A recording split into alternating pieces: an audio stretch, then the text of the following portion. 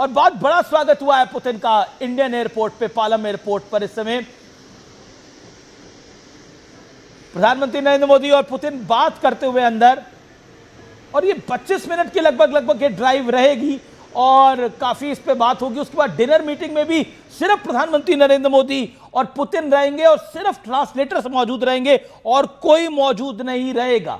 ये काफी इंपॉर्टेंट रहेगा। हमारे साथ गौरव आर्या भी है, मेरे साथ प्रोफेसर दीप्ति तनेजा जी भी हैं, कर्नल दानवीर भी हैं। लेकिन अब प्रधानमंत्री नरेंद्र मोदी और पुतिन रवाना होते हुए एलकेएम की तरफ, लोक कल्याण मार्ग की तरफ रवाना होते हुए अगले 25 मिनट में आपको लोक कल्याण मार्ग की भी तस्वीरें आती हुई दिखेंगी और यहीं आपको हम लाइव दिखाएंगे। लेकिन एक कॉन्वॉय जाता हुआ पालम एयरपोर्ट से लगभग 25 मिनट का समय लगेगा, 20 से 25 मिनट का समय लगेगा पहुंचने में। 11 किलोमीटर का सफर है, जल्दी भी पहुंच सकते हैं। कर्नल दानवीर, अब ये गैस ही मैं बोल सकता हूं आपको मारने के लिए कि क्या आपको लगता है कि what Trump will be thinking today?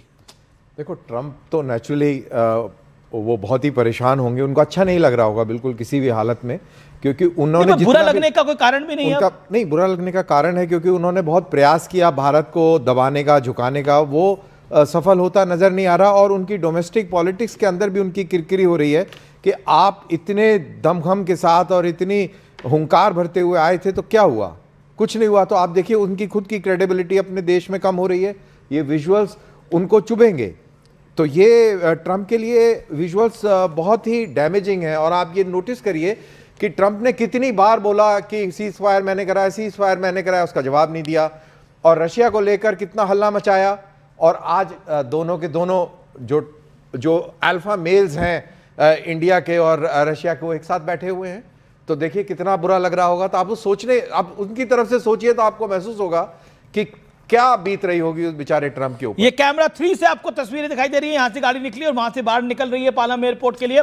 ये सिक्योरिटी की व्हीकल्स हैं और अब प्राइम मिनिस्टर मोदी और पुतिन का व्हीकल देख रहा हूं कि व्हाइट कलर की गाड़ी में प्रधानमंत्री जा रहे हैं, वो ब्लैक कलर की गाड़ी में ही ट्रैवल करते हैं। तो शायद हो सकता है कि इस विजिट के लिए स्पेशल गाड़ी तैयार की गई हो।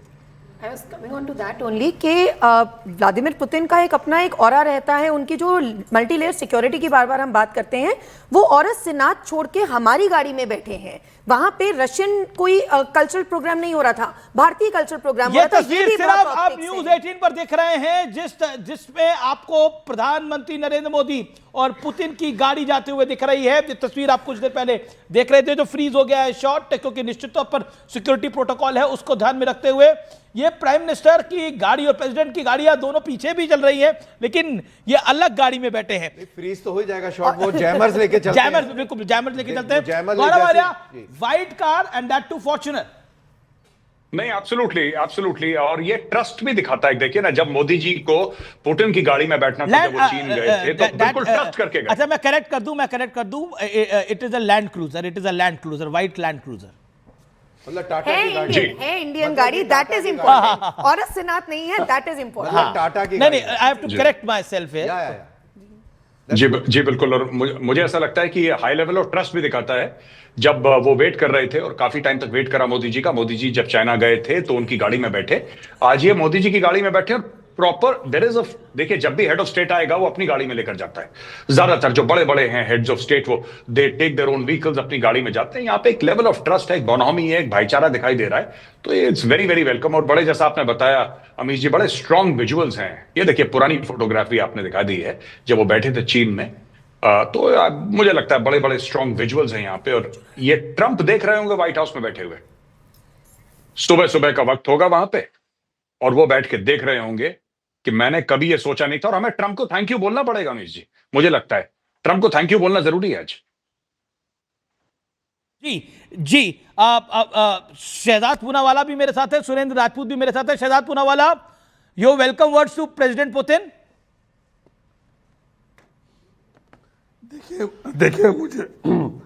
देखिए मुझे तो लगता है कि जिस प्रकार से अभी जो स्वागत गला हुआ आपका है, काफी खराब है, दिखाता है कि ये दोस्ती में, हाँ, क्योंकि मैं एक नॉन एनडीए स्टेट में था जहां पर मैं बीमार पड़ा, तो उस पर कोई सवाल दिल्ली तो बीजेपी की स्टेट है, वहां भी पोल्यूशन बहुत है। नॉन एनडीए स्टेट में था, नहीं, नॉन एनडीए स्टेट में मैं बीमार पड़ा था, इसीलिए उससे पहले ही मैंने क्लैरिफाई कर दिया।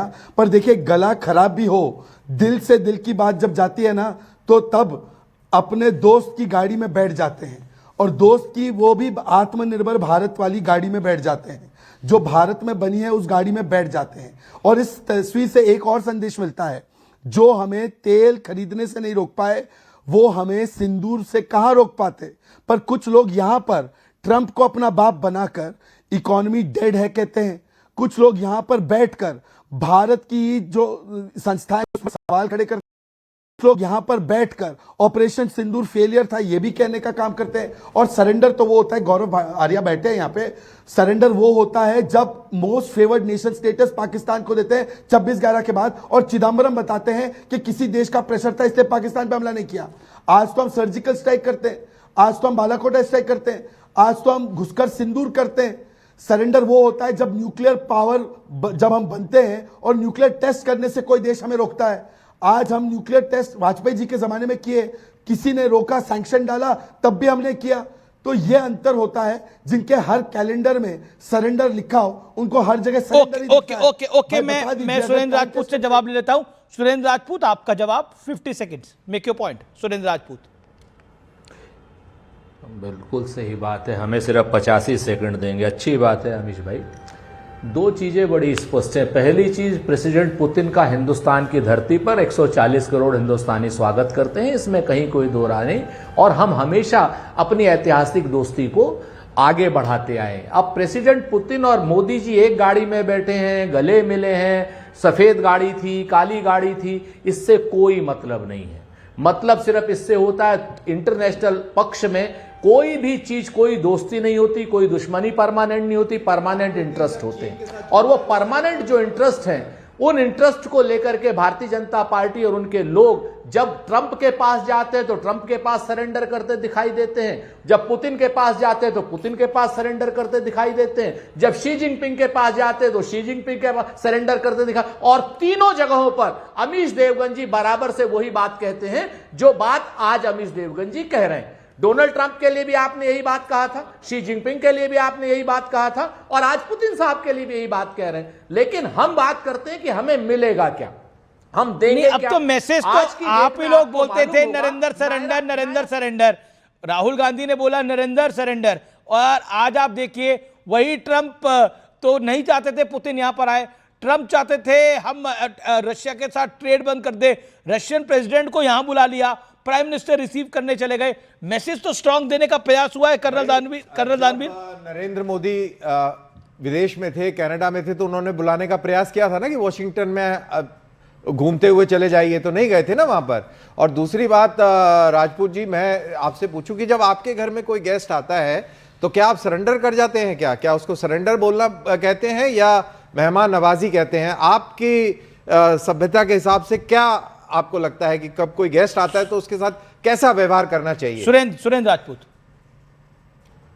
जी, किसने कहा कि हमने सरेंडर कहा? हमने तो प्रेसिडेंट पुतिन का स्वागत किया। अभी तो आप बोल रहे थे कि जब डिप्लोमेसी में बिल्कुल ट्रंप ऐसा आता है नहीं तो सरेंडर हो जाता है, फला आता है तो सरेंडर हो जाता है। अभी बोल रहे थे आप मतलब एकदम से कैसे पलट सकते हैं दानवीर जी? आप, अरे राजपूत जी, आप तो एकदम मछली से भी ज्यादा तेज है एकदम।